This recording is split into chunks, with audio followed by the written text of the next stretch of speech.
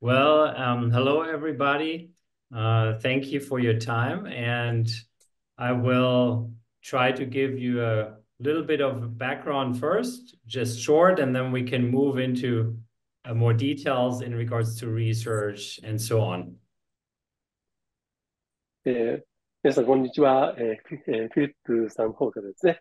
今回、まず、最初に、イントロって言いますか、どういうふうにコンタムブロックができたのか、その流れとですね、ベーシックな、情報と、それに対してもっと新しいどんどん研究結果、情報が出てきておりますので、そういうことをですね、どんどん今日シェアしていきたいと思います。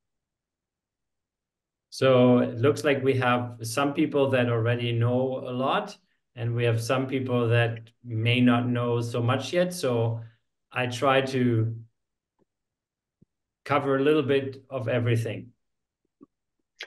今回初めて参加された方と、また、前回、前々回参加された方もおられますので、全体をカバー、両方ともできるように、一番ベーシックな情報から、アドバンスな情報を全体としてカバーしていきたいと思います。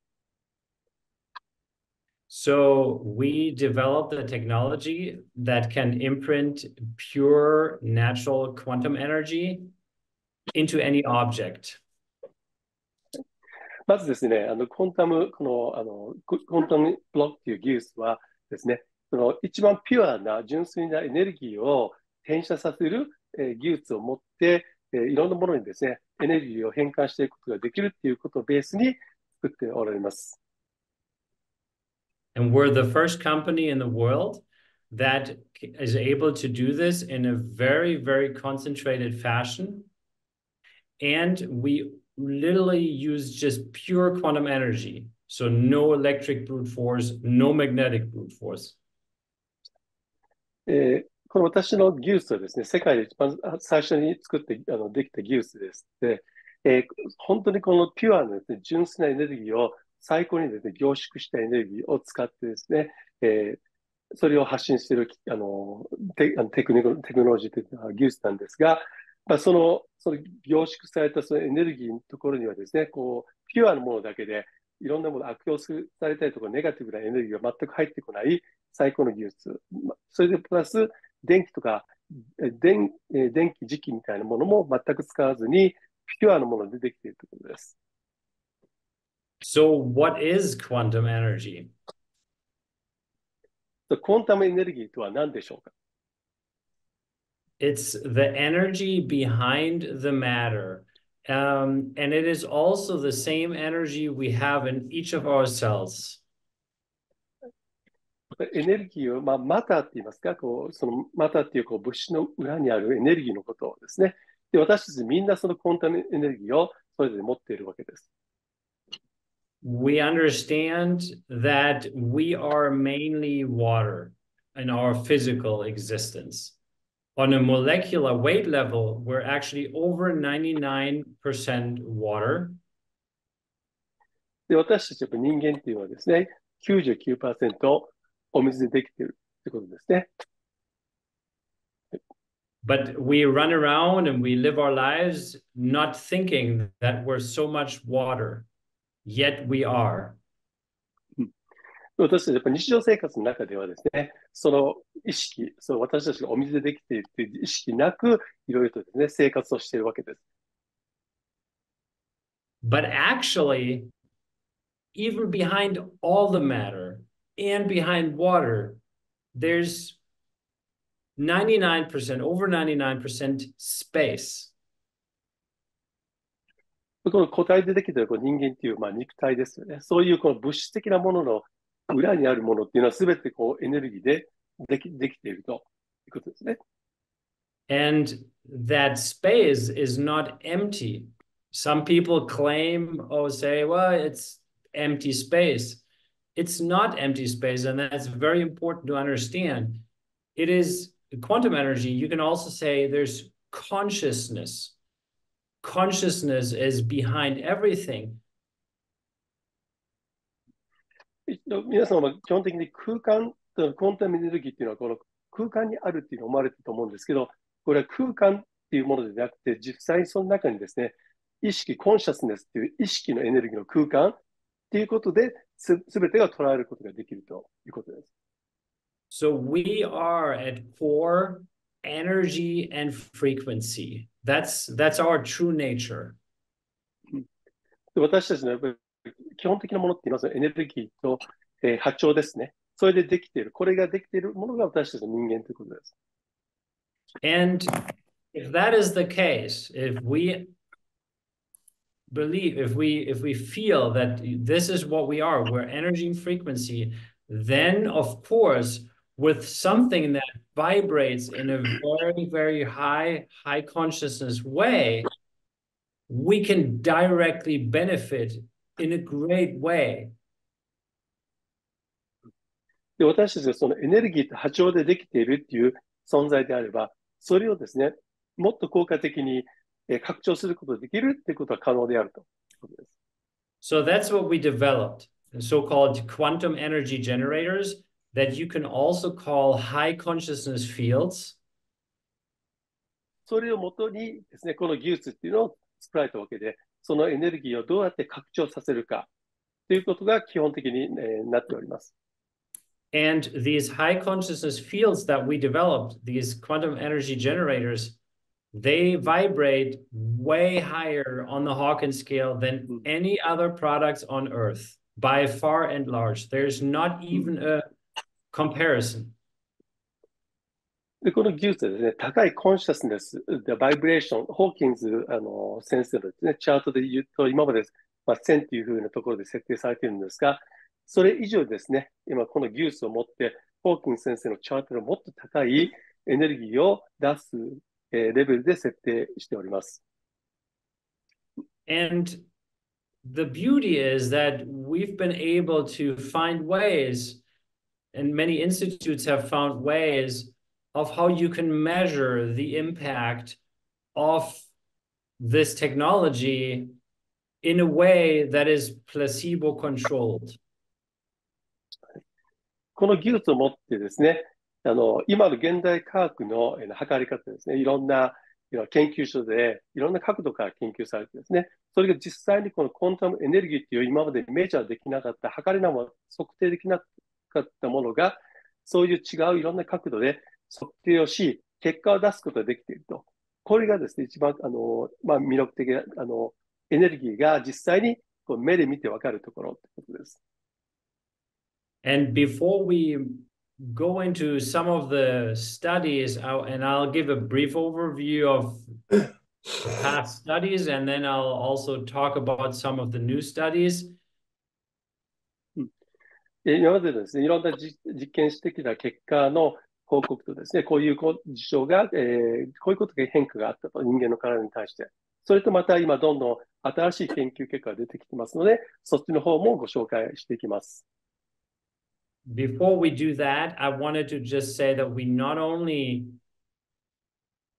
really developed a breakthrough in regards to creating these quantum energy generators, but we also are able to leverage this technology to use all kinds of different frequencies and combine quantum technology, pure quantum energy, with specific frequencies, which we call frequency medicine.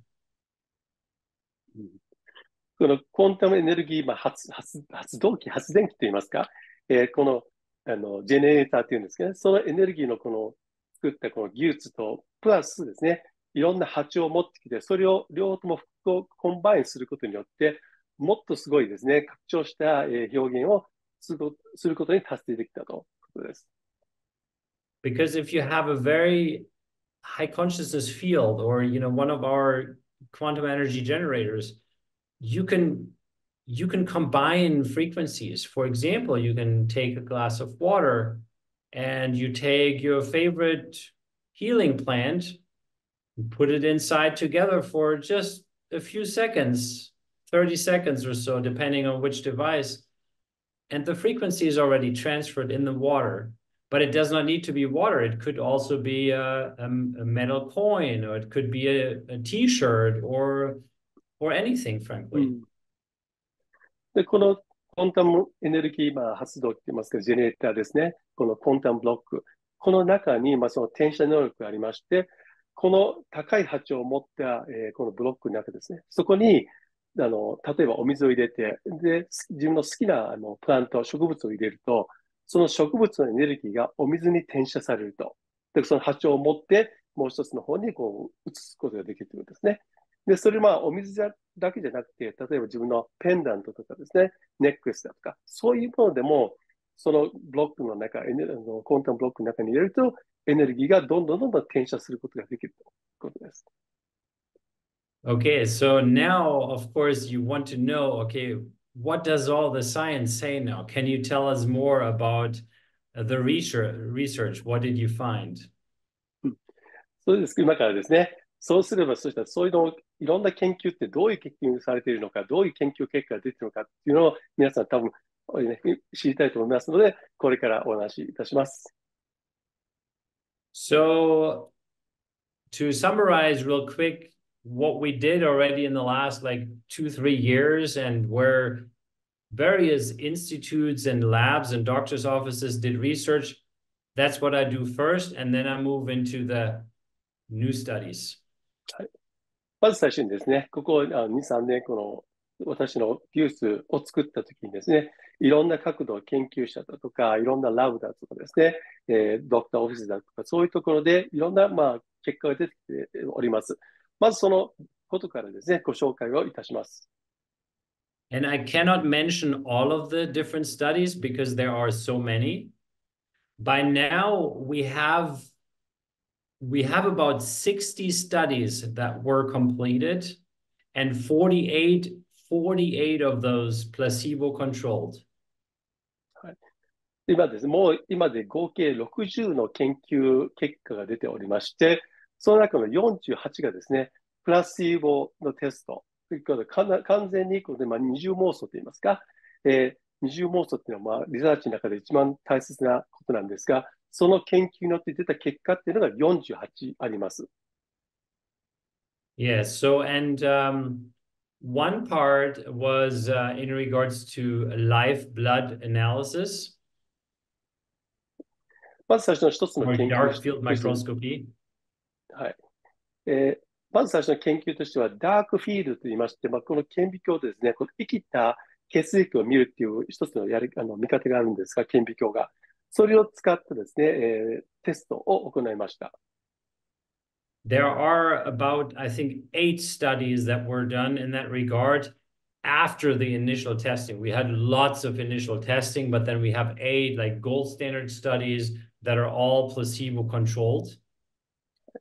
で、最初のこのダークフィールドっていうですね、この、生きた血液、ライブブラッドといいますか、それで、その顕微鏡で見た結果ですね、それから始めてですね、今もうそれ以上に6つのですね、素晴らしい研究結果、それも、二重妄想のダブルブラインプラシーボのテストで、検査結果で出てきたものです。They show a significant improvement in red blood cell activity. So red blood cells, when they clot, we talk about blood clotting. Okay, so it was shown that within just 10 minutes, our technology was able to, how do I say it, to completely reverse stage 1 and stage 2 of blood clotting. So it made the blood more oxygenated, and it helped that the blood is thinner and the red blood cells separated in a beautiful way. 最初の研究ですね。まず、その血液を見たときにですね、赤血球がよく言われるクローティングと言いまして、凝結している、くっついている病気があるんですね。で、そのくっついているそのレベルっていうのがですね、病気のその頻度によって、レベル1、レベル2、レベル3、レベル4とあるんですが、このレベル1、レベル2のですね、この血液が、赤血球がくっついている。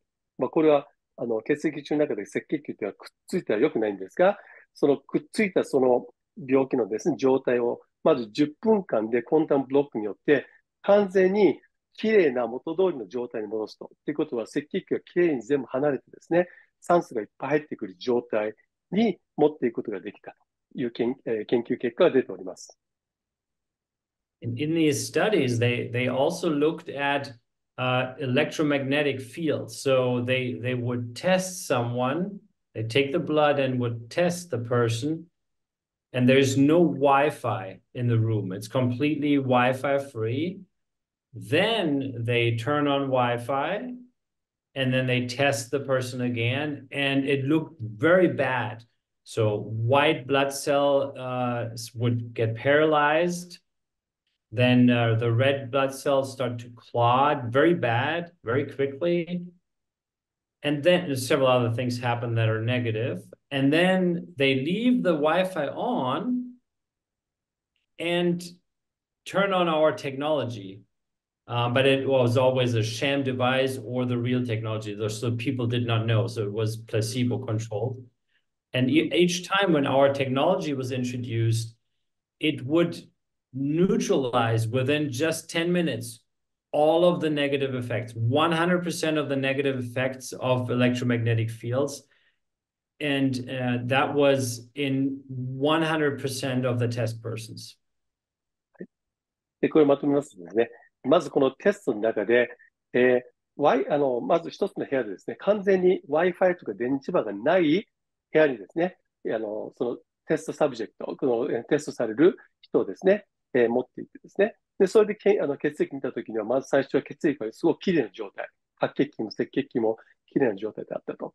で、そこに Wi-Fi みたいなですね、この電磁場を、マイナス要素の電磁場を持ってきたときに、もうすぐにですね、その白血球のところが、白血球が麻痺したりとかですね、赤血球がどんどん今度くっついてきたりして、そういうこうネガティブな状態にどんどん変化していくわけです。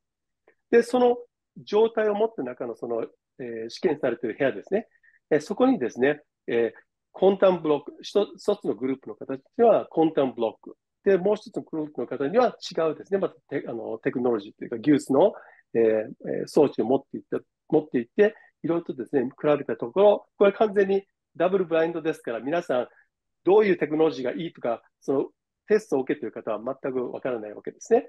で、それでテストしてみると、完全にそのコンタムブロックを使用された方はですね、10分間の間に、きれいにですね、白血球が麻痺している状態から、きれいに動く状態になり、また赤血球が元通り、全部これね、離れ出して、最高の、ヘルシーな状態になったと。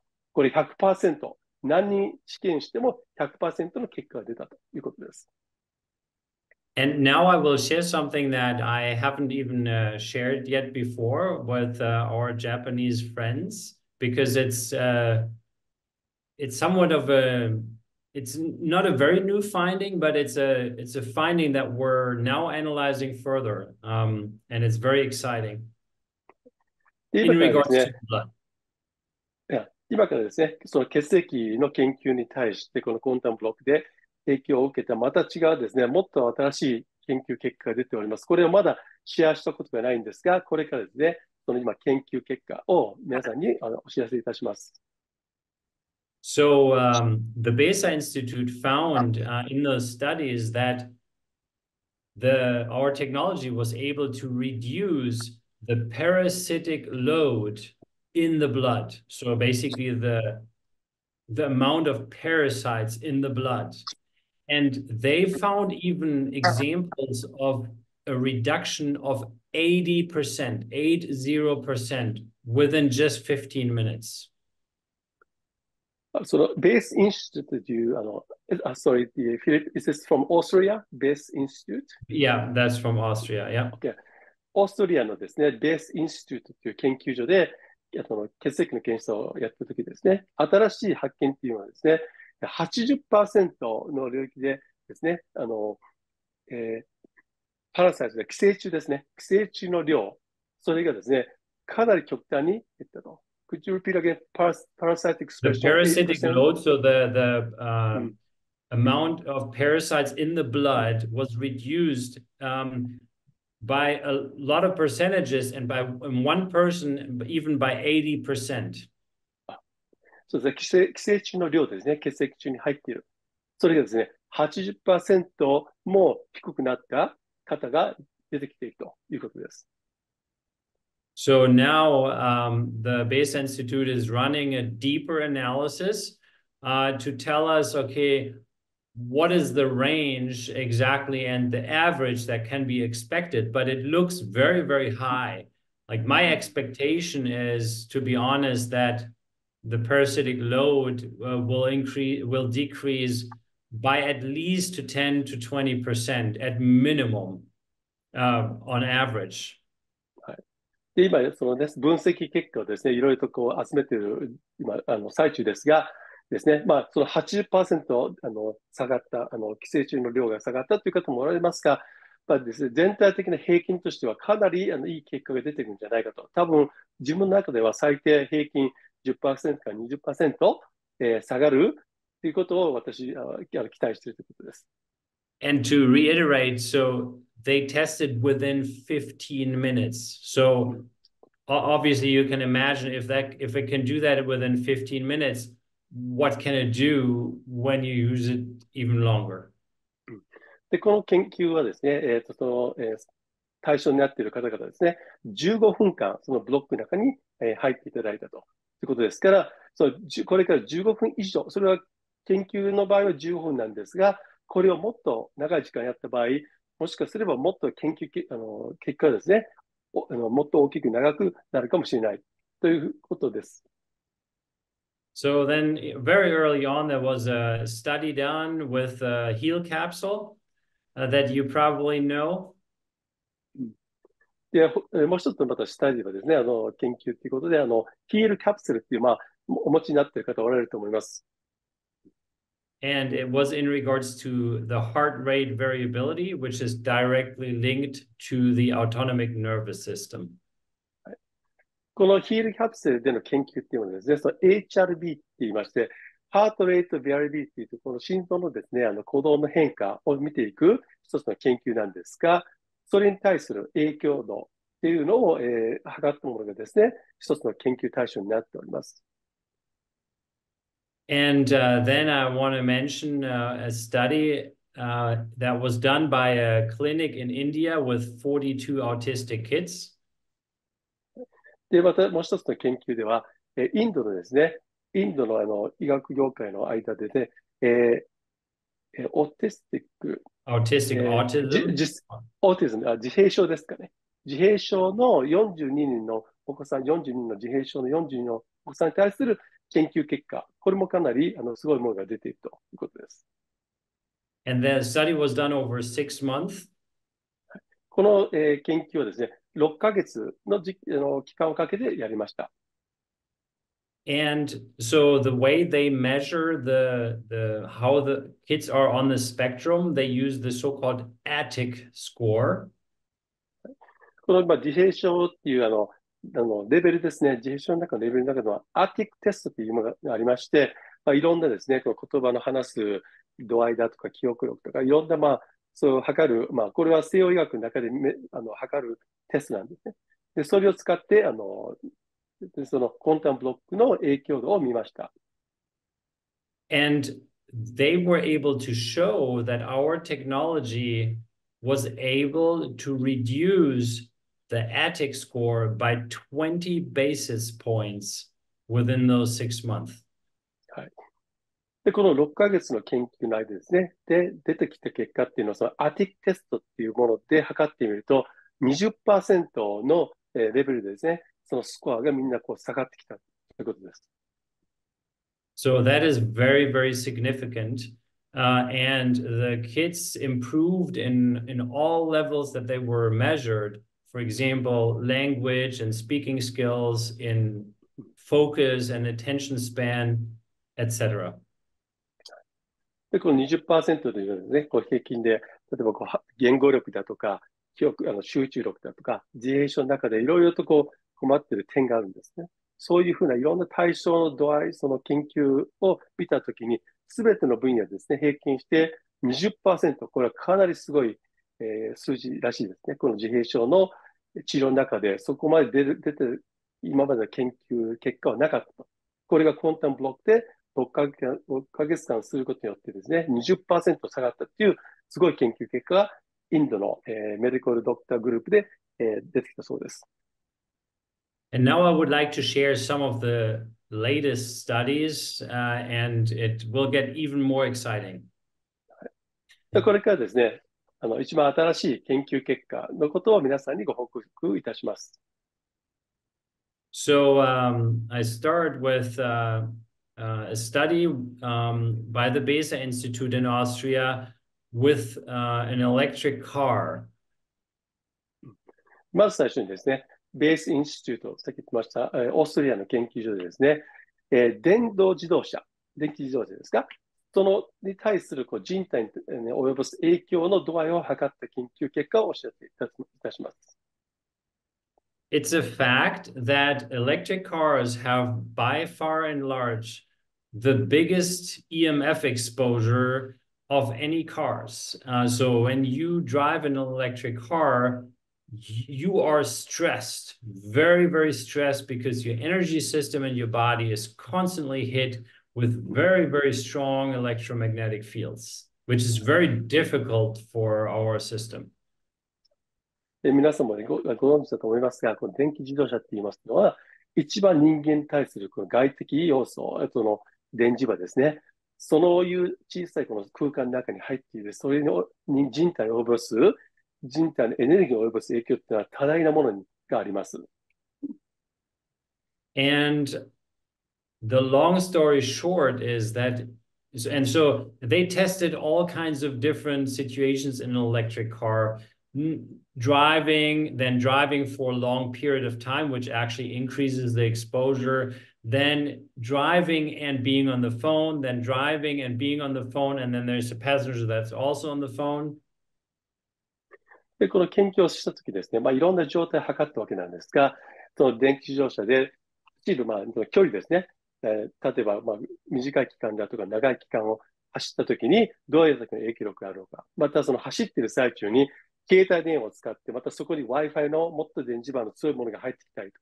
で、乗っているですね、助手席におられる方が、またそこで携帯を使ったりとかですね、いろんな状態のシチュエーション、あれを測ったみたいです。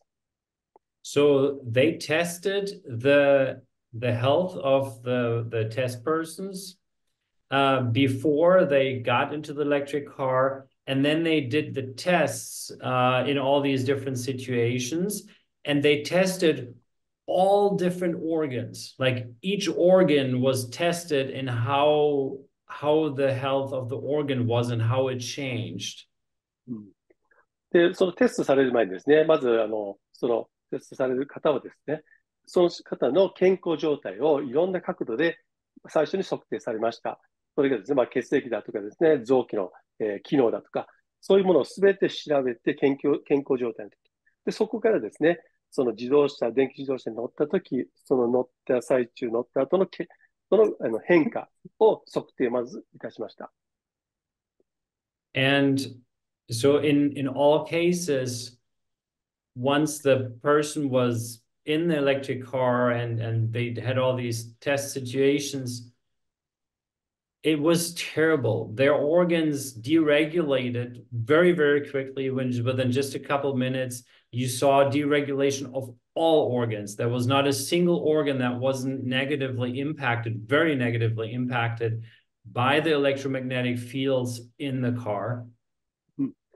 それでですね、もう数分のうちに、すべての人体の機能ですね、その臓器のコミュニケーション、細胞のコミュニケーションですね、そういうもののところに、すべてのところにもう異常が発見されたということです。And then they introduced our technology, but they left, of course, all the stress factors on. They were still in the car, people were still driving. When they had the phone call, they kept doing all of that. So they had the stress full on, but our technology was introduced. So for example, they took a block, in this case, there was the infinity block, and put it in the car while they were driving, and then they measured again. そうですね、この研究をですね、その状態からまず、研究対象の方ですね、乗っていただいて、その車の中に入りました。で、その間ですね、私の作ったそのクォンタムブロック、特にインフィニティブロックなんかを車の中に設定してですね、その影響度がどこまで減少しているのか、どういうふうな影響があったのかということを、測定いたしました。So our technology was able to neutralize 100% of all the negative effects, even in this high EMF environment of the electric car, which is quite phenomenal. そこでですね、やっぱりこう研究結果が本当素晴らしいところがですね、このコンタムブロック、インフィニティブロックを使うとですね、今までそんだけ影響されていた体も数分間で臓器の制御が全然おかしくなってしまった、その健康な体の状態がインフィニティブロックを入れることによって 100% 機能がですね、健康状態に戻っていたということです。Okay, so now I will share two more studies real quick. Then I talk about one interesting new product, which is a frequency card. And then we can maybe have some questions and answers. で、今からあともう2つですね、研究、結果、を皆さんにお知らせいたしまして、シェアいたしまして、その後ですね、今その新しいこのカードですね、波長カード、波動カードですね、それのお話をいたします。Okay, so a professor at a university lab in the US ran 3 studies in regards to ATP production アメ of リカのですね、ある human cells. はい、あるアメリカの今、大学の研究所でですね、その教授が、体のですね、ATP って言いますか、このエネルギーですね、ミトコンドリアが出すエネルギーの、この活性化、発生のですね、活力、そのメジャー、それを測る測定ですね、コンタムブロックによって、どれだけの影響力があるのかということを測りました。So ATP production is the energy production that you can physically measure in the human cells. So that's basically the power the cells produce so that you are alive and that you can do things, that you can perform, that you can think, all of that. その人間のですね、そのミトコンドリア、その ATP っていうエネルギーを出す大元エンジンっていうのがミトコンドリアでして、で、そのミトコンドリアの活性力によって人間っていうのは活力が出るということですね。だからそこを測るっていうことが一番、かなりそれを西洋のそのいろんなテクノロジーを使うと、ミトコンドリアの ATP エネルギーのどれだけ発生しているかということを測ることができるそうです。So ATP production increase is what every athlete, every professional athlete in the world wants when they can, because when they have a competition or they try to go for a new world record, they need as much ATP production as they can so that they have the perfect performance. 特にスポーツの業界ですね。プロの業界で言いますと、そのエネルギーの活力、それを発生できる力によって、そこの影響力、そこに出てくる結果の影響力っていうのはもう多大なものなんですね。これがオリンピック選手だとかですね、もうフットボール選手、もう当然野球選手もみんなそうですが、どれだけその活力が出ることができるか、もうそこに全ての注目が集まっているっていうことです。So our technology was shown in a randomized double-blind study, which is gold standard, with high statistical significance to increase ATP production in human cells by 20 to 29%.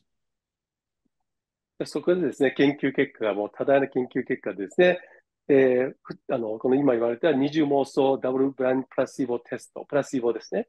このテストによって出てきたエネルギーのその ATP のプロダクション、生産力っていうのが 20% から 29% 上がったということです。So that same professor, by the way, the professor, it's interesting, the professor thought that our technology could not work because he does not know anything about energy, and he's a mainstream professor, but he is one of the experts in his fields. And he thought, well, energy cannot do something. And then he was proven wrong in his own studies. And now he's a full believer. Now he knows it works.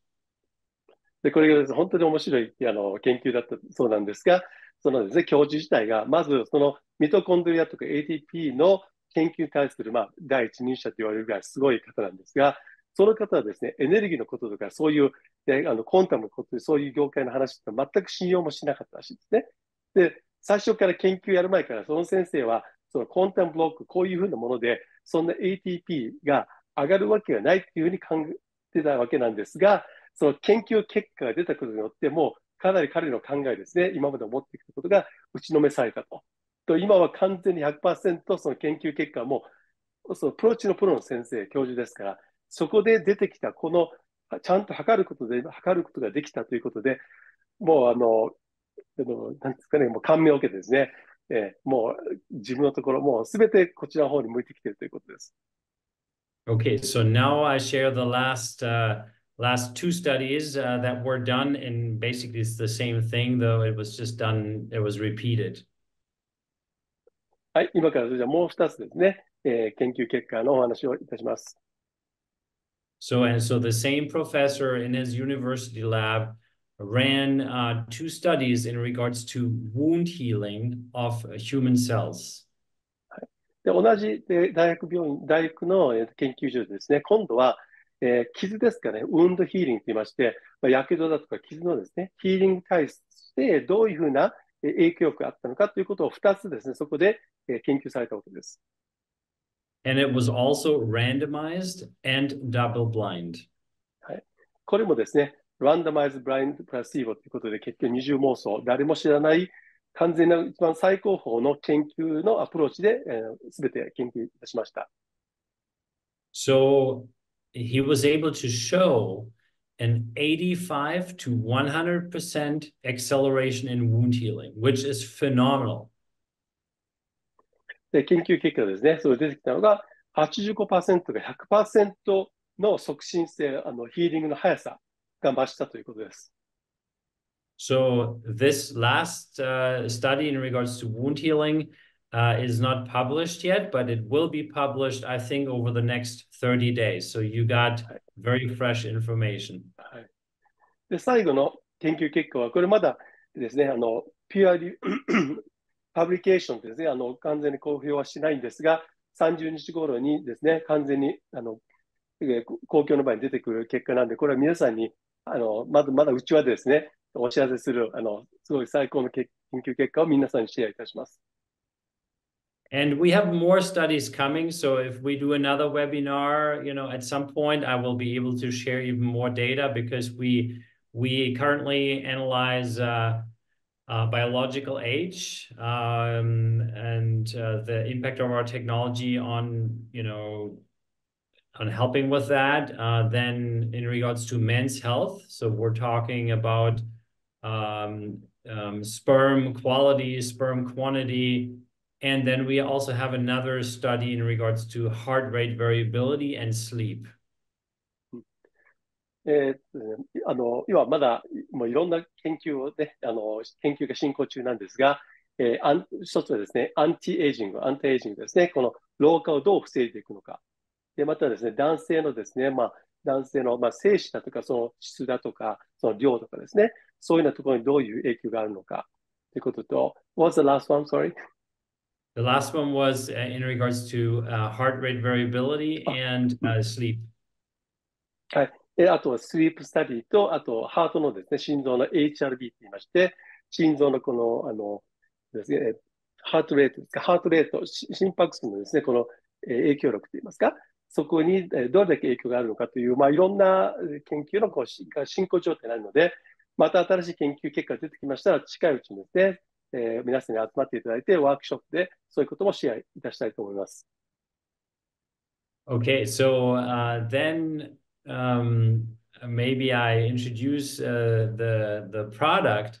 And so it's a frequency card, it's like this size, golden card. And oh yeah, there you go. It looks like that. And the specific frequency is called the unity frequency. Now, unity is even more important now than it ever was because we see so much separation in the world, right? There's a lot of one against the other or two against other two, and then it's just a separation. And even within ourselves, we often feel we have two parts within us, right? And unity is what unifies us, what helps us to unify, because that's our origin. At core, we are all one at core, right? We're in this reality, we're all very unique, but we can be unified. And if we can unify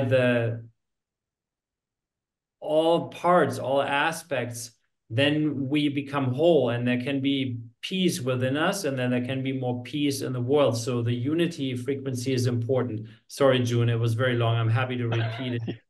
I'll do my best. このユニティね、私そのユニティカードっていうのがありますけど、そのユニティっていう、その本当集結っていうのは結合ですね。みんながコラボですね。こうお互い助け合うっていう、このユニティっていうこと自体が、これ地球上で一番大切なことじゃないかと。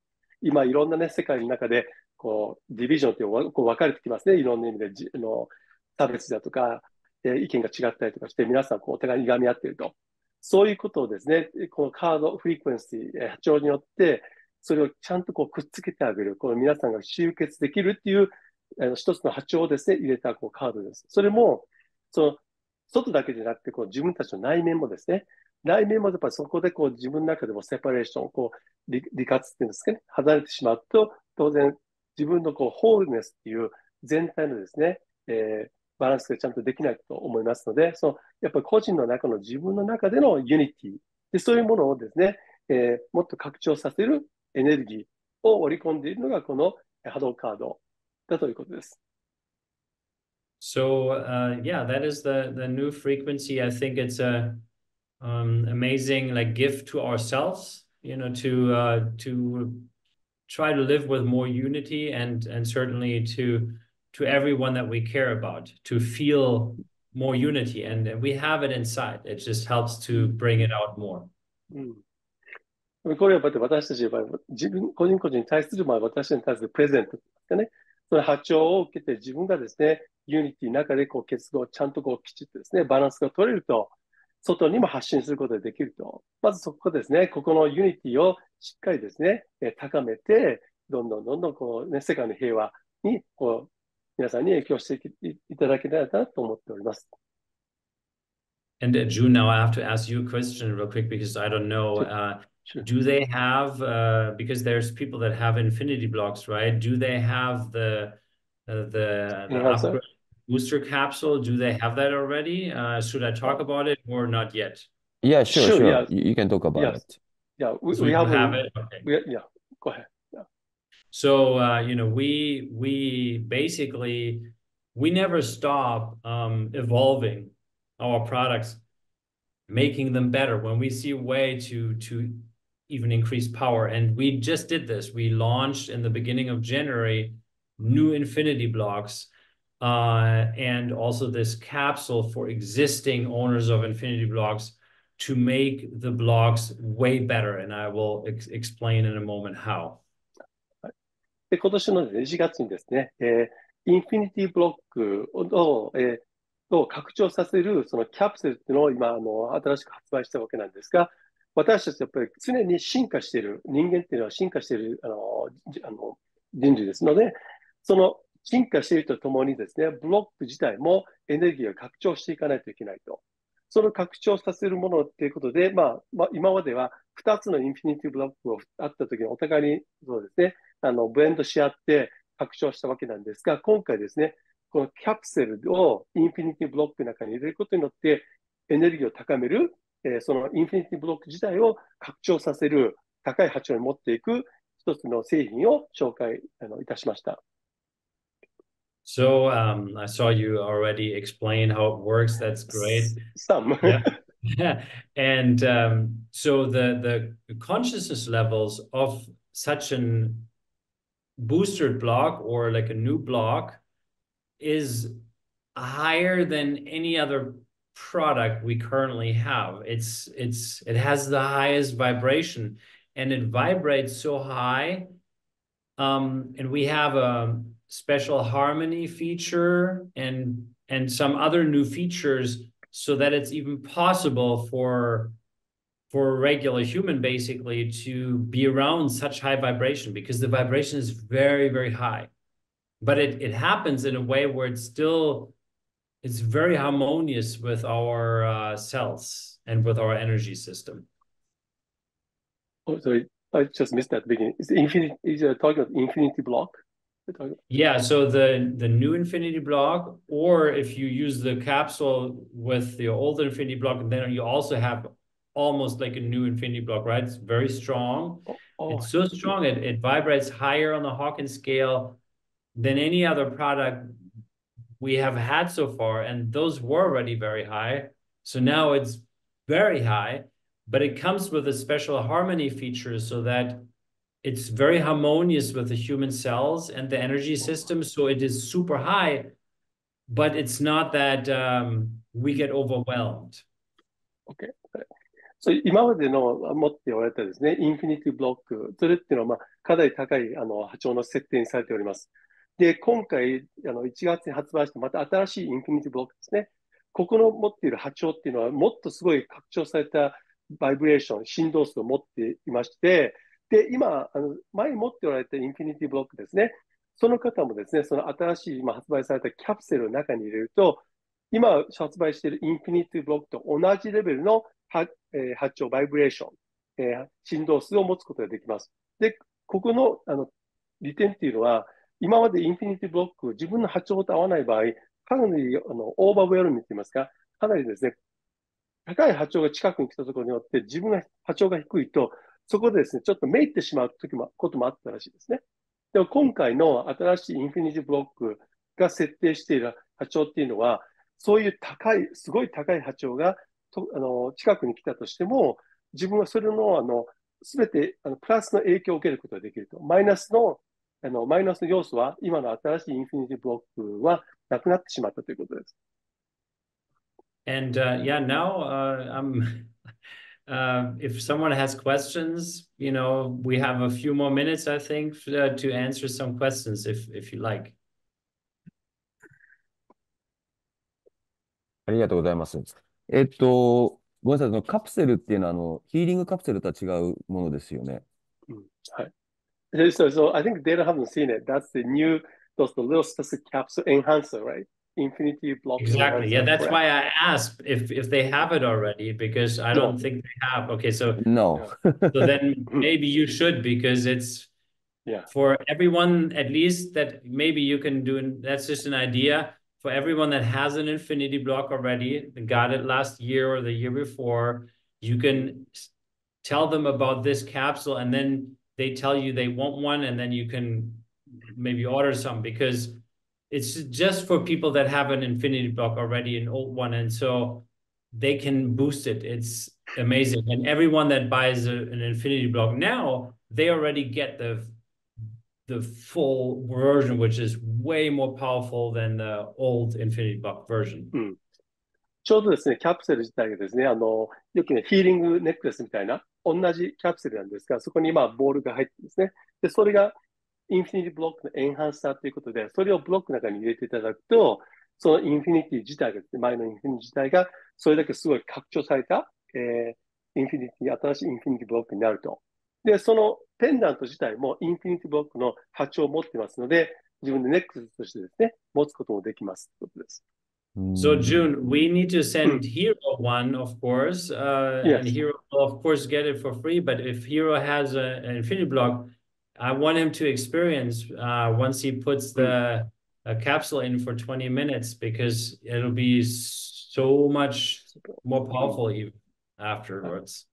ヒロさんにただでプレゼントいたしますので、それを20分入れていただくと、それでちょっと、ね、体験していただいて、どんだけエネルギーが拡張するか、やってみてください。わかりました。ありがとうございます。はい。じゃあそうですね。それも、今後紹介していきたいなと、思っております。で、そうですね。本当に、今回もまた新たな、研究の成果などの発表をしていただきまして、本当に、インフィニティブロックをはじめとするね、この製品の有効性というものが、どんどん証明されてきていると思うんですけれども、で、これからですね、質疑応答に移りたいと思います。で、弊社のですね、商品担当の、佐藤匠さんを、お呼びしてですね、彼は本当にこういった波動の製品とかですね、エネルギーワークとかにとても、精通しておりますので、彼に入っていただいて、もともといただいたね、皆様からの質問を、ベースにですね、フィリップスさんに、いろいろと、はい、質問を投げかけていただこうと思います。それでは佐藤さん、よろしいではい。しょうか。はい。聞こえますか？聞こえます。はい。ありがとうごはい。ざいます。IHM 佐藤です。よろしくお願いします。今回ですね、お申し込みをいただく前に、7件ほどのご質問を頂戴してまして、で、その中でお一方ですね、今、このミーティングに参加されているかどうかちょっと確認させていただきたい方が、お一方だけいまして、お名前が、名字だけ言います。長久野様っていう方なんですけど、女性なんですけども、いらっしゃいますでしょうか。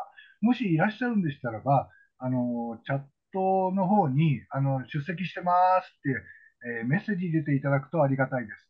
と申しますのは、ちょっとご質問の内容が非常に個人的な部分が含まれていて、で、また内容的によりちょっとこちらの方から確認させていただく必要があるなという内容なので、で、それをここでちょっと行うと、皆様にちょっと時間もない関係でご迷惑もかかるので、後日、これが終わった後に参加してますというふうな形で、あの、マニフェストいただきましたら、私の方から、ご本人様にメールを差し上げて、で、お電話番号をお伺いして、明日午後に私の方からご本人様にお電話をかけさせていただいて、内容の詳しい部分をちゃんと確認してですね、で、その内容を受けて、フィリップさんに、ご質問をする。で、その回答をまた送らさせていただくという形で対応させていただきたいと思うんですね。で、もしいらっしゃらないようでしたらば、ちょっと、それは、ご縁がなかったということになるかと思うんですけども、今、参加されている中で、長久野様、いらっしゃいましたらば、ご連絡いただければと思います。もしくは、このチャットは恥ずかしいということであるならば、別途 IHM の方にメールで、ご連絡いただければ、またその後に対応させていただきますので、で、フィリップさんも海外にいらっしゃいますから、ちょっと返答するのにタイムラグがありますので、お時間だけいただくということはご了承いただきたいと思います。はい、以上です。で、そうしましたらば、それ以外の6件のご質問に関して、これからちょっと行っていきたいと思います。はい。ですね。まず第1件目は、インフィニティのブロックと、フレクエンシーカードをお持ちの方なんですけれども、白川様っていう方なんですが、ご質問としては、インフィニティブロックに、あるアイテムを、ものを入れる時間は、量は関係なく同じですかと。例えば 50cc のお水を入れるのと、1000cc のお水を入れる場合、量が違いますよね。で、あと、リンゴ1個とリンゴ5個とか、というような形のところで、入れる時間というのは一緒なのか、どうなのか、ということをまず、お伺いしたいと思います。はい。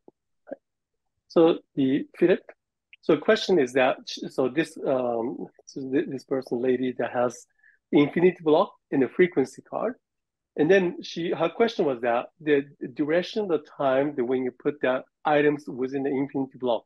So for example, putting the 1 apple to try to copy them versus the 5 apple, or 500 ml the water versus 1 liter.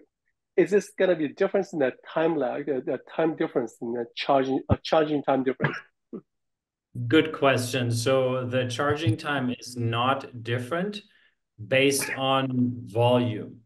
So it doesn't matter because for So the quantum field, it doesn't matter if there's 1 liter of milk in there or just 1 drop. It is the same process and it goes as fast. 今、お答えはですね、その量には全く関係ないと思います。コンタムエネルギーのその空間の中ではですね、1個であれ、10個であれ、100個であれ、ブロックの中に入った場合は同じ時間でできるということです。はい、ありがとうございます。また同じ方の次の質問なんですけども、お肉や魚などの質も改善されますでしょうかということです。So the second question is that can we improve the quality of the meat or the fish, anything that the food goes in item? Yes, absolutely. This is actually one of the best things to do, and that's what in Europe and in the US, most all of our customers do a lot. They charge their food because nowadays food is, there's not much nutrition anymore in the food. And then if we talk about fish, we have like a lot of radiation. We talk about meat, there's not high quality. And then you also have if a animal it was not treated well and then it was killed, of course you have the bad energy in the meat, right?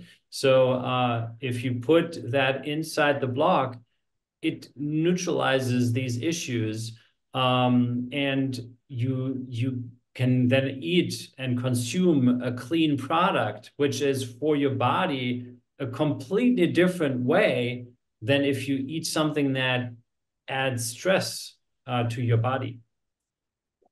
Thank you. And then let me just add that to the answer. How long should it charge those fish or the meat? It depends on which block they have. If they have an infinity block, 1 minute is good enough for a really good charge. If someone has food sensitivities, then I think 4 minutes is the best. There's a lot of insights about food sensitivities and how this can help. If you're just a regular person, no food sensitivities, 1 minute. If you are very sensitive to certain foods, do 4 minutes for those foods you're sensitive to. はい、それで今のお答えですね。まずですね、そのエネルギー、そのインフィニティブロックのエネルギーっていうのはですね、例えばアレルギー、まず最初肉、魚とかですね、入れると、すべてコンタムエネルギーの中に入るとですね、きれいになると。だからぜひ、もうそれが、その技術が、かなり中心になってくると思うんですけど、皆さん持っておられる方ですね、それがインフィニティブロックであり、コンタムブロックであり、トラベルブロックであり、その中に入れていただくと、完全にその食べ物のエネルギーの状態が最高の状態の表現力になる。というのは、そこにですね、例えばケミカルの影響だとか、ホルモンが入っていたりとかですね、レディエーション、なんですか、放射線が入っていたりとか、いろんなそのケミカルとかですね、ネガティブな影響が今の食べ物には実際あります。で、栄養素もかなり少なくなっております。で、そこのやっぱり私たちのその研究の中で、そのブロックに入れていただきたいのは、そのマイナス要素が体に来ないためにも、すべて食べるものをそこに入れることによって、外的要素、マイナス要素が全く人体になくなったということなんで、すごくプラスになるものね、エネルギーがちゃんとニュートリションとして、栄養として入ってくるということです。で、あと、チャージのタイムですが、これはブロックによって違うと思うんですけど、インフィニティブロックの場合は、普通は1分その中に入れれば、完全にその状態、ちゃんとクリーンな、ニュートラライズされた中立の状態になります。でもですね、例えばアレルギーのセンシティブな、ちょっとアレルギー性なものを持っている方ですね、いろんな食べ物に対して敏感な方はですね、大体4分間入れていただくと、そのマイナス要素がガーンとかなりのレベルで減ると思いますということです。はい、はい、ありがとうございます。その方の最後の質問なんですけども、うっかりブロックの中に、長時間何かを入れたり、するようなことで、何か問題はありますかということです。Okay. Next question, Philip. So the same person, they're asking is it going to have a negative effect if you leave any food or any item more than certain amount of time? Like if you leave it by accident 30 minutes, hour, one all day long? Is it going to be anything negative about that? Not energetically in regards to you cannot overcharge it. Just of course you need to watch your food that it doesn't get bad, right? So, I mean, obviously you don't leave your raw fish sitting there for too long,お答えはですね、これも何 It's 分入 not れても何 necessary, but it's very important to say though, it's not necessary, right? Because some people think more is better, but after 4 minutes, you have no more additional benefit, right? So it's not necessary. とも決められた時間以上、さっき言いましたように1分以上入れても、そのエネルギーのレベルは変わりません。基本的にはアレルギーを敏感な人ですね。そういう方は4分入れて、それが5分入れようが、8分入れようが、いくら入れてもそのエネルギーの状態は全く変わらないということです。だから生ものとかそういうものは絶対ね、ずっと置きっぱなしにしないでくださいねということなんで。はい、ありがとうございます。はい。基本的に生体の場合はちょっとまた違うかもしれませんけれども、いわゆる固体といいますか、物質という部分で見れば、そこでの調和が図られれば、それ以上の働きかけは起こらないということで理解すればいいですかね。はい。そうですね。はい。はい。わかりました。ありがとうございます。じゃあ次に参りたいと思います。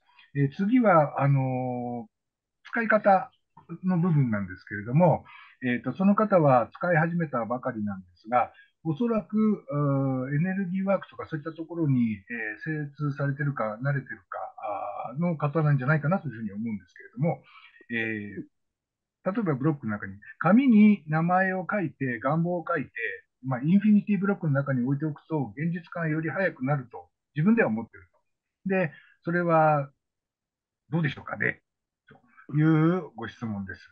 で、またその紙を入れっぱなしの方がいいんでしょうかっていう部分もあります。Okay, here's the next question. So this person just purchased the Infinity block and start using the Infinity block. And so her question was that if you write, any piece of paper, your name and the desire. So I want to become like this, to become rich or to become, certain like a person. So when you leave your desire, your intention, is it going to matter if you leave it longer? Is that going to achieve the goal quicker and faster because you're leaving for all day long versus 10 minutes? Yes, actually, in that case, it's indeed the case. The longer you leave it in, the more it works, because while that is in the field, you are here in this physical reality going through time. And so if I go through time here for 1 hour, while I have this additional intention in the field working for me, works specifically, in this reality during this 1 hour. So if I leave it in there for 3 days, I can benefit for 3 days of going through here, and maybe certain things need to happen within me, or I need to do certain things so other things can happen. And if I have more time, then it more can happen. はい、答えはですね、まさしくそうだと思います。長く入れておけばおくほど、量子空間のコンタンフィールドの量子空間の中でですね、その波長で、その願い事をすべて波長ですから、エネルギーが常にその空間の中で、その方の肉体の方の時間空間の中でですね、どんどんサポートしていきますので、置けば置くほど、長く置けばほど、プラスになると思います。ありがとうございます。先ほどのそのチャージするという、そのものの調和を取るとかおっしゃったとはまた別に、その使われている方の意識との共振がその分長く起きるから、よりグッドだっていうような理解でよろしいですかね。そうですね。はい。はい。わかりました。で、またその方なんがですね、例えばその書いたものを、今度は、ある程度長時間やっていいかなというふうになったときに、外出をすると。で、それを持ってると、その紙を自分のポケットの中に入れたりとかすれば、その内容に応じた部分での、お札みたいな感じで使えますかっていう質問もありまして。それもブロックから取った場合ですね、その紙だけを。そうです。Okay, this is the next question, Philip. So the same person. So you charge your name, your intention, a piece of paper in a block. So, okay, great. That keep working in the field. But once you take those papers, intention written papers out, if you hold the papers in my pocket, is this continue helping me with just a paper that has been charged? No, that doesn't really work that way. But if you have, let's say, a heal capsule, you could take a tiny piece of paper, for example, and then put it into the heal capsule. Easier to do is you take a tiny piece, of aluminum foil and put it in the block together with your intention. And then you charge the frequency of that intention onto the aluminum foil. Just a little piece is enough. Then you can just put this tiny piece of aluminum foil in your capsule, close it, and you have this frequency then radiating in your field as long as you have it in there. If you don't need it anymore, you can throw away the aluminum foil. Yes. Quick question. Is it the heal capsule or any capsule you have? You can use any capsule, but most people have the heal capsule, I think, there. Okay. そう、今のお答えですね。やはり紙自体を持って歩くっていうことは、そこからの影響はありません。しかしですね、そのインフィニティブロックの中に、そのインテンションというか、その自分の書いた紙のエネルギーですね。それと、その隣にですね、アルミホイルを置いてですね、そのインテンション、そのフリクエンシー、波長がですね、アルミホイルの方に、転写されてですね、で、そのアルミホイルのちょっと本当一部だけを切り取ってですね、持っておられる、皆さん持っておられましたヒールキャプスルがありますね。そのヒールキャプスルの中に入れていただくと、中に開けてですね、そしたらそのインテンション、その波動がですね、常にずっと自分の身にですね、空間から、影響を及ぼしてくれるということです。すべての方はカプセルをお持ちだとは限らないので、そのアルミを、持ち歩いて、なんか対応させたい場合は、なんかいい工夫ってありますかね。カプセルが一番いいのはわかります。So for that question, the additional question. If you take the aluminum foil, if you have a capsule, that's great. But some people don't have a capsule. So can you copy that aluminum foil, let's say for your watch, for your necklace, something to carry with them? Yes, you can. I do not recommend watch or any like jewelry, not a ring or anything, because that is something very personal that you wear a whole lot. And if you put a specific frequency in there, you cannot get it out anymore. And maybe you don't want that frequency anymore. But it's very easy to do. For example, take a silver coin or any type of ideally take a, like a relatively new coin, if that's possible, like not a very old coin, but it's okay. Or a piece of metal and charge it with that and then put it in your pocket. That works. And then if you don't need that anymore with the frequency, you put it elsewhere,はい。The aluminum foil itself in the pocket does not work because it doesn't have enough mass. It does not transmit the energy well. But a coin is different. Okay, so you need to density, somewhat. Yeah, dense, yeah. Okay. それ今のお答えですね。まずですね、そのカプセルを持っておられない方に対してですね、そのアルミダムのアルミホイルをただ一部をですね、ポケットの中に入れる場合でしたら、アルミホイルっていうのは、その厚さとか重さっていうのは全然ないのでですね、一番いいのは、お金っていうコインってありますね、メタルのコイン。それも新しい方がいいんですけど、新しくなければ、新しいようなコインをですね、アルミのホイルのところに置いてですね、そしたらアルミホイルからそっちの方に転写されますので、そのコインを持っていくと、ポケットに入れておくと、常にそのコインからですね、その波長の影響を受けることができると。で、そこでやっぱり、ちょっとやってほしくなるのはですね、時計だとか、ジュエリーっていうか、ネックレスだとか、自分に対してすごく大切なものに転写してしまうと、そこから転写を外すことはできないらしいんですね。で、そうすると、例えば今思っていること、願い事とか違うことがですね、変わった場合に、もうそこから外れることができないので、常にその波長のネックレスとか、ね、指輪とか時計をつけておけないといけないので、それは私はリコメンドしないということです。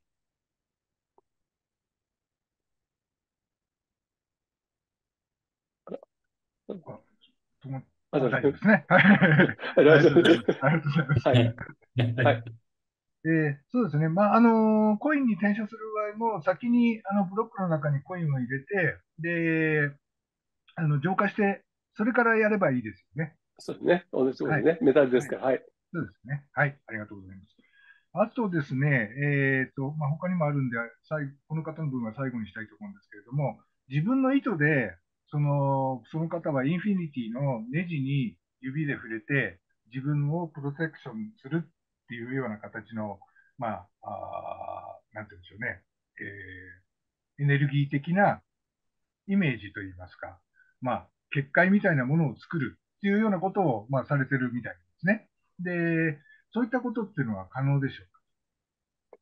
自分の意図と、ブロックのネジ。その方はネジが安価になるのかもしれませんけれども、トリガーになるかもしれないですけど、どこでもいいんだとは思うんですけど、撫でたらそうなるとか、柱を持ったらそうなるとかっていろんなやり方があるかと思うんですけど、なんかそういうお約束を通して自分はこうなるっていうことの意図を反映させることは可能かっていうご質問です。そういう意図を反映させる。その自分、なんかこう自分のそのリチュアルっていうか、それを作って、プロテクション、ますね。電磁波から自分をプロテクションするシールドを作ったりとか、例えばそういうことです。そういうことできるかどうか。それを強化できるかみたいな感じですよね。で、その時は、そのブロックはその方では、持ってないわけですね。その触った後、例えば外に行った時に、そうです。そのエネルギーのシールができているかどうか。そうです。そのことです。はい。Okay, Philip, next question. So this person says, let's say if you have an infinity block. So he said, if I touch with my intention, if I touch this infinity block, I'm going to shield myself from the negative energy. This person created their own intention by touching infinity block. So then he's gonna go outside. Is he able to get that effect of an infinity block through intention, him touching the infinity block?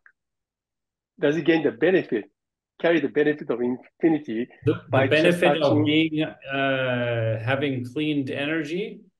Clean energy is just going outside, going around all day long, moving around. So basically carrying on that infinity energy being shielded.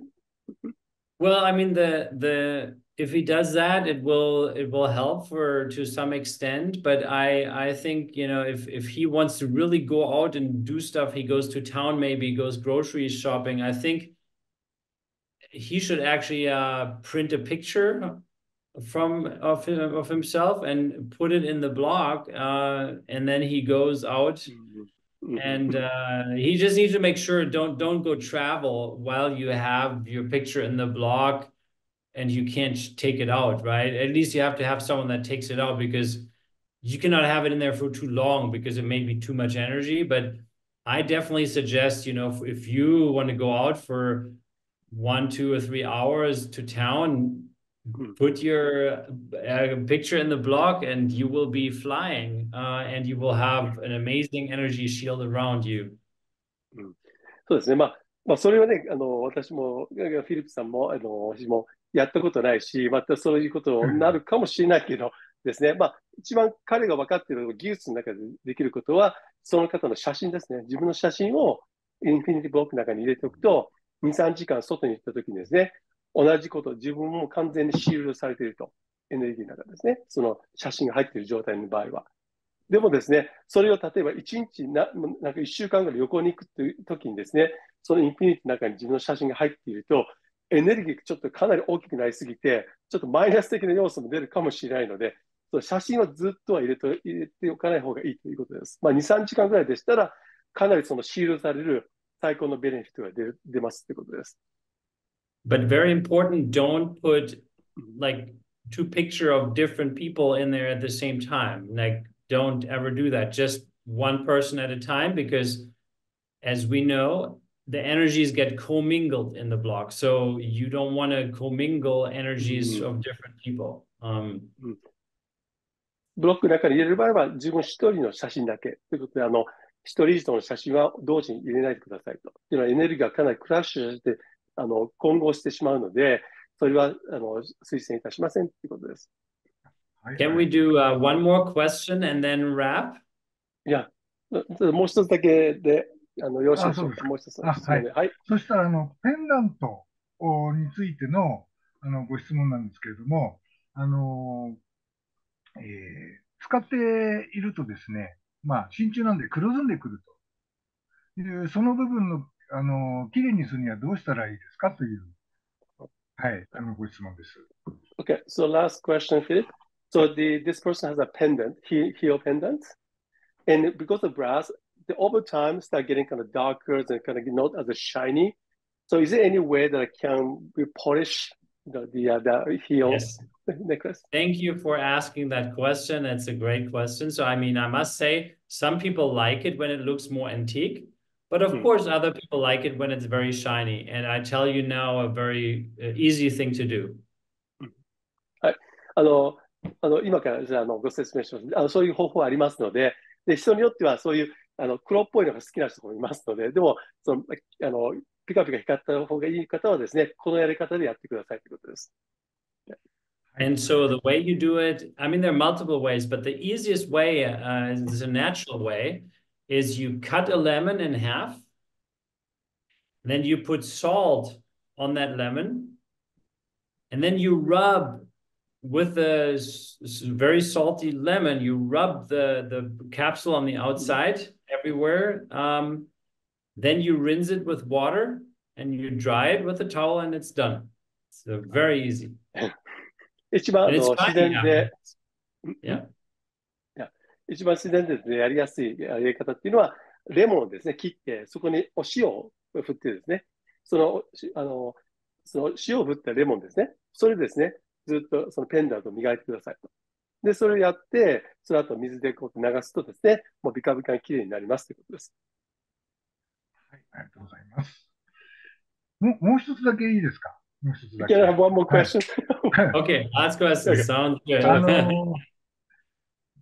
チャットの方で、新しいインフィニティということで、1月に、米国の方で発売されたそうですけれども、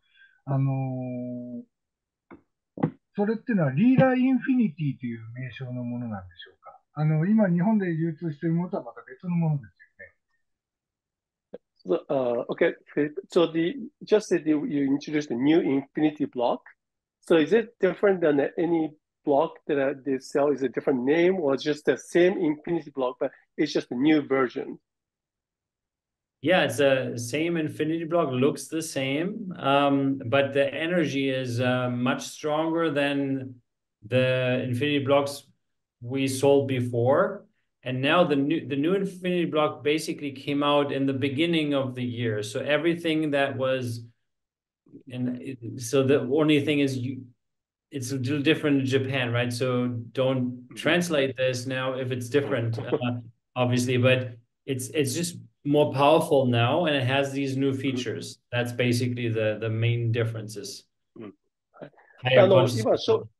はい、OK。今の商品自体は名前は全然変わっていませんということですね。インフィニティブロックそのままなんですが、1月以降発売したものはですね、その新しい波長の高いバイブレーションで、マイナス、ネガティブのそういうマイナス要素も何にも人間人体に及ばない、すごいいい波長になっているっていうベネフィットが入っているのが今の新しいインフィニティブロックだということです。佐藤さん、聞きましたね。はい、ありがとうございます。はい、ちょっと佐藤さんがいなくなってしまいましたけれども、はい、でも、そうですね、最後の質問も答えていただきましてありがとうございます。ちょっと他にもね、いろいろと質問が来てるんですけれども、ちょっと後日ですね、対応させていただきたいと思っておりますので、またですね、質問がある方はですね、弊社 IHM の方に、メール等でですね、お送りしていただければ、はい、こちらの方で、対応させていただきますので、よろしくお願いいたします。本日、本当にコスタリカと、アメリカからですね、はい、参加をしていただきまして、出演していただきまして、で、また、ユーザーさんたちとも、いろいろとですね、コミュニケーションを取っていただけたので、本当に、良かったと思います。で、この技術はかなり、進化しているということで、こちらの方でも、できれば定期的にですね、こういった形で、情報を、届けられるような、機会をですね、作っていきたいと思いますので、皆さんどうぞよろしくお願いいたします。また、清水さん、淳さん、あと、フィリップスさん、ありがとうございます。Thank you so much. Thank you. どうもありがとうございました。はい。皆さんありがとうございました。皆さん素晴らしい、春分の日をお過ごしください。これで失礼させていただきます。ありがとうございます。はい。ありがとうございます。